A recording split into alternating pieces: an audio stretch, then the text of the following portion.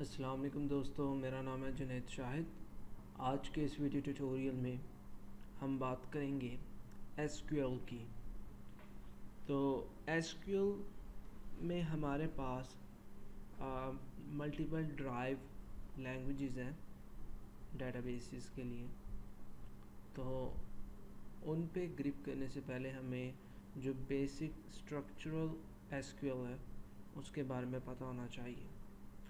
तो अब through out अब हम SQL को स्टडी करेंगे।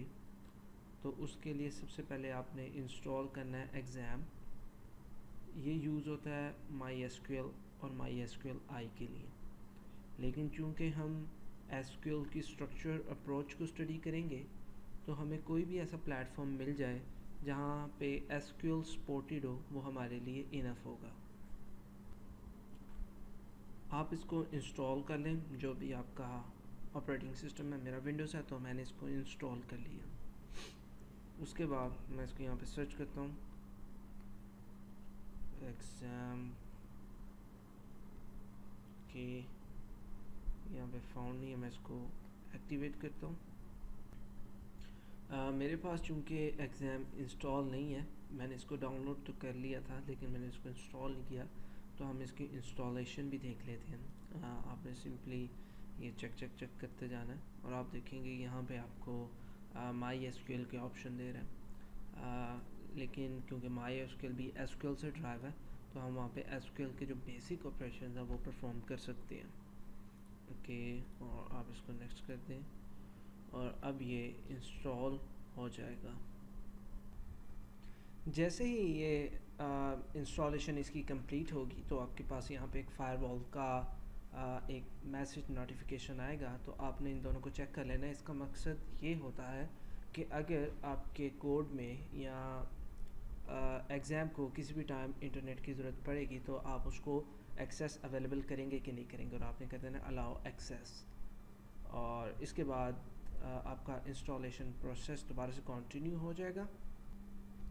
तो जैसे ही अब ये इंस्टॉलेशन इसकी कंप्लीट होगी तो ये पूछेगा कि do you want to start control panel now. तो आपने इसको टिक करना है और इसको फिनिश कर देना है। अब हमारे पास यहाँ पे दो ऑप्शंस होंगी, एक अपाची के लिए और एक MySQL के लिए। लैंग्वेज सेलेक्ट कर लें।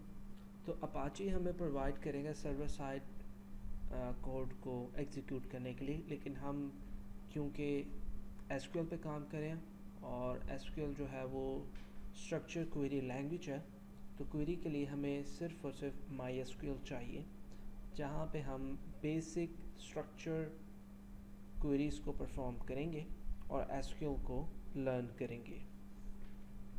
आप देख सकते हैं ये यहाँ पे हमारे पास आ गया। आपने सिर्फ MySQL को स्टार्ट करना है और यहाँ पे आप टिक करेंगे ताकि जब भी आप इस पैनल को स्टार्ट करें तो ये ऑटोमेटिकली स्टार्ट हो जाए। एक चीज़ आपने रिमाइंड करनी है कि जब भी आपने SQL पे काम करना है तो एक तो आपने एक्सेस प्रोवाइड करनी है कम्प्लीटली, और साथ में आपका जो MySQL है वो हमेशा एक्टिवेट होना चाहिए। उसके बाद आप एडमिन में चले जाएं। जैसे आप एडमिन में क्लिक करेंगे तो यहाँ पे मैंने एडमिन को क्लिक किया।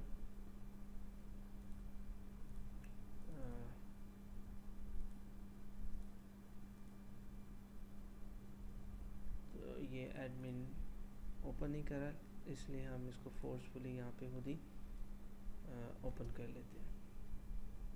ठीक है, जो भी आपका होस्ट होगा उसके आगे PHP मायात में अनेबल टू कनेक्ट। ओके, उसकी वजह यह कि हमारा अपाची सर्वर नहीं चल रहा, तो हमने सर्वर को भी चलाना है।